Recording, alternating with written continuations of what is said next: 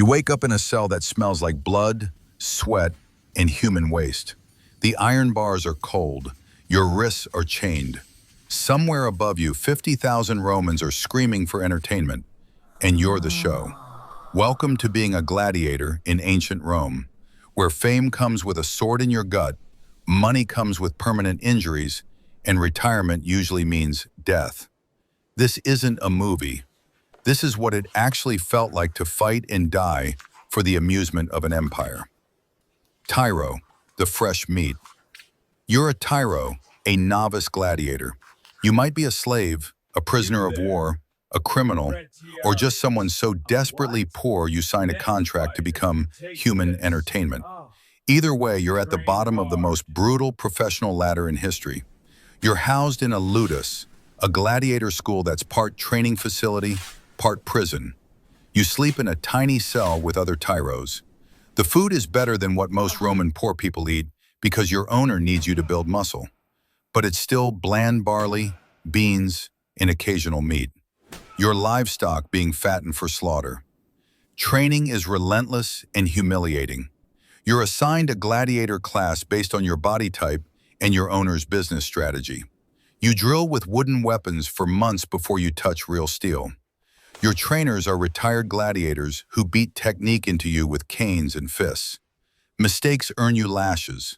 Talking back earns you isolation. Trying to escape earns you execution. You're learning that gladiatorial combat isn't the chaotic free-for-all movies show you. It's choreographed violence with strict rules. Different classes fight different opponents using different tactics. Your job is to make the fight look exciting while trying not to die. It's professional wrestling, except the blood is real and the mortality rate is about 20% per fight. You get no pay yet, zero. You're an investment, not an employee. Your owner, your lanista, has spent money buying and training you. And until you prove you can survive in the arena and draw crowds, you're worth nothing. You're an unpaid intern in the murder business. The worst part is the waiting. Months of training, knowing that eventually you'll be sent into the Colosseum in front of a crowd that doesn't care if you live or die. They just want a good show. And if you don't give them one, they'll scream for your death even louder. Gregarious, the proven survivor. You survived your first fight. Congratulations, you're a gregarious now, a gladiator who's proven you won't embarrass your lanista. You've killed someone, or at least put on a good enough show that the crowd spared you. You've graduated from worthless to valuable property. Your living conditions improve slightly. You might get a bigger cell. You get better food, more protein, some wine. Your owner wants to protect his investment now that you've proven you can generate income. You're still property, but you're expensive property. You fight maybe 3 to 5 times a year. The schedule depends on how many games are being held and how popular you become. Between fights, you train constantly. Your body is covered in scars.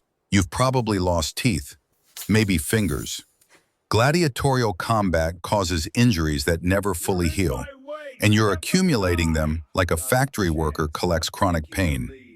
You're starting to earn a small stipend, prize money from your fights, minus the massive cut your lanista takes for housing, feeding, and training you. It's like working for a company that charges you for your desk, your computer, and your lunch while paying you minimum wage. But it's still more money than you'd ever see as a free Roman peasant, so you keep fighting. The politics are brutal. You're competing with other gladiators for the best fight slots, the most prestigious matches, the attention of wealthy patrons. Some gladiators have fan clubs. Some have sponsors who pay for better equipment and medical care. You're trying to climb a social ladder where every rung is slippery with blood. And you're starting to realize the truth. The crowd is fickle. One day they love you. The next day they're screaming for your opponent to cut your throat. Your life depends on the mood of drunk Romans who see you as a performing animal. Pallas, the specialist. You've developed a reputation. You're a Pallas now, a specialist in your gladiator class. Whether you're a Murmillo with a big shield, a rudiarius with a net and trident, a thraex with a curved sword, or one of a dozen other specialized roles. You're good at what you do, and people are paying to watch you specifically. You're making real money now.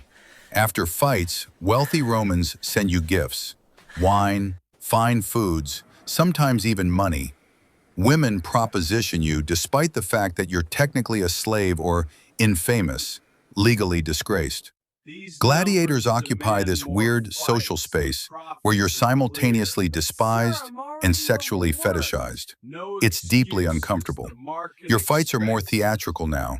You've learned to play to the crowd, to make your victories look dramatic, to sell the violence. You know when to show mercy to build your reputation as honorable, and when to finish an opponent brutally, because that's what the audience wants.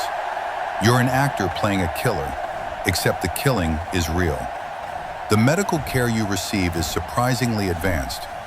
Roman gladiator doctors are some of the best in the ancient world, because keeping expensive gladiators alive is profitable. You've had wounds stitched, bones set, infections treated, but you're also accumulating permanent damage, joint problems, vision loss, chronic pain. Your body is breaking down, and you're not even 30. The jealousy among gladiators is vicious. Other fighters resent your success. Your lanista pushes you to fight more often because you're profitable. Your fans demand you take riskier matches to maintain your reputation. You're trapped between the need to preserve your life and the pressure to risk it for fame and money. And you're starting to calculate, how many more fights until you can buy your freedom? How many more times can you survive before your luck runs out? Primus Palus, the star. You're a Primus Palus, a first-rank gladiator, a genuine arena star. Your name is known across Rome. People bet fortunes on your fights. Artists paint your image on tavern walls. You've achieved something almost impossible. You're a slave who's famous. Your living conditions are now surprisingly comfortable. You might live in better quarters, have servants, wear fine clothes outside the arena. Wealthy patrons compete for your favor. You're invited to parties where senators want to meet you, though they'd never consider you an equal. You're an exotic trophy, a dangerous pet they can show off. You're making serious money. Your prize shares are substantial. Your patron gifts are valuable.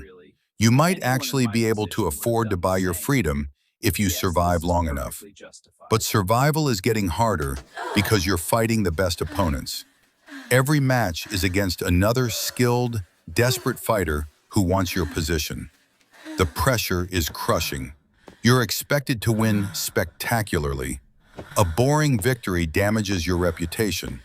A loss could mean death, not just from your opponent, but from a crowd that feels betrayed by their champion.